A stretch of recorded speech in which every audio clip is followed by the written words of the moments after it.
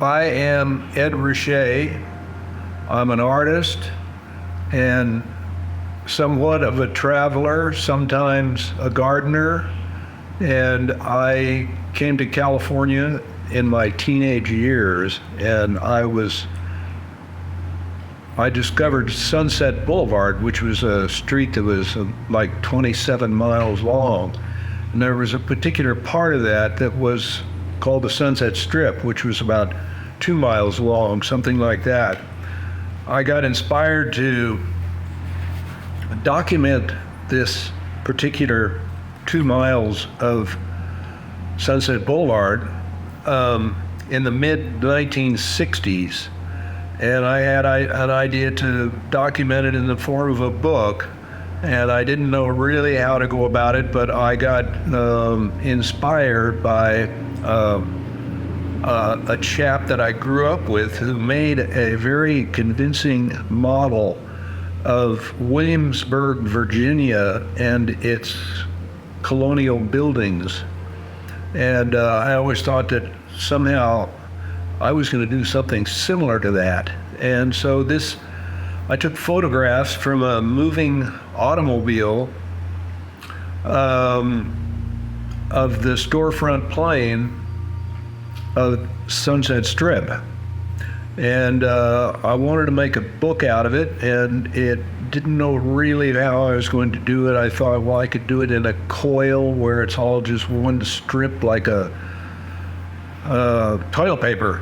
But then I had another idea to make it into an accordion fold book, which you could call a leporello.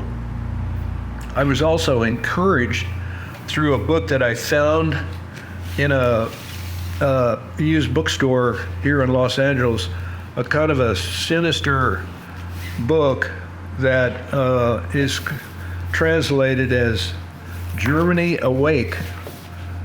Here's the book, and I discovered in this thing, in the very back of it, is an accordion fold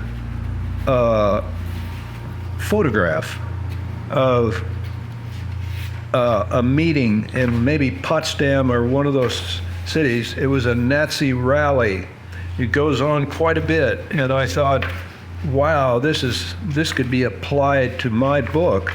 And so this was like an encouraging thought using the idea of this book. And so all these things contributed to my progress on this book.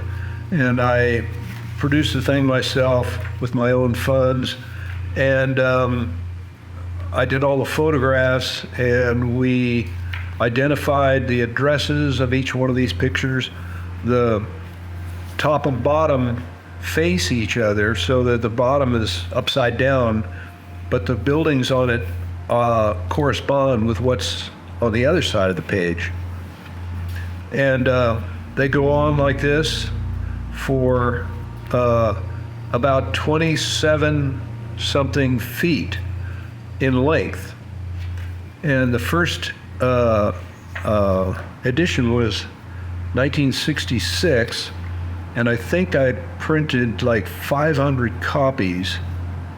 And I made the book sleeve by hand out of mylar, silver mylar, and some other materials that were all pressure sensitive and all that. And so this book slides into that. And it goes in the book like that. The first edition, the 500,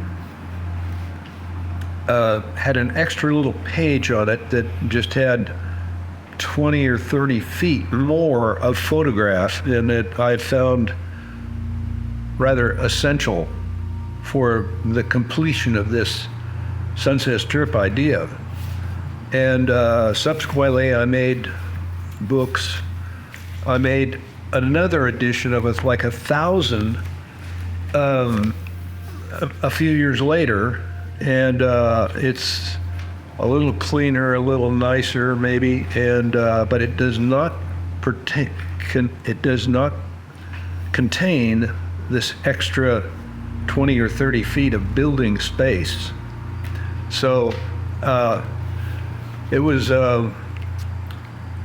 very comical putting this thing together and trying to match up the folding scheme and the adhesion of these pages together, because it had to be done in sheets of printed paper that were cut apart and fitted together. And it created quite a job, as I do remember, so that it lined up very neatly, one flap on top of another. So there are probably 1,500 of these things lurking around in existence. And some are in terrible shape, of course, by age alone or by mishandling. And there are probably, I don't know, there's some that are, you could even consider to be mint condition.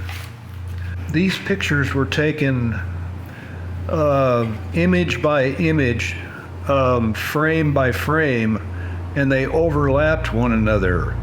And I was interested only in the storefront plane, the facade of the buildings, as though it were all on one little continuous stretch.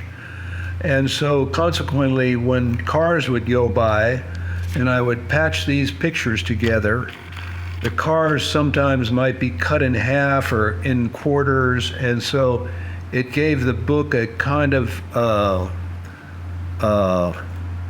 informal appearance.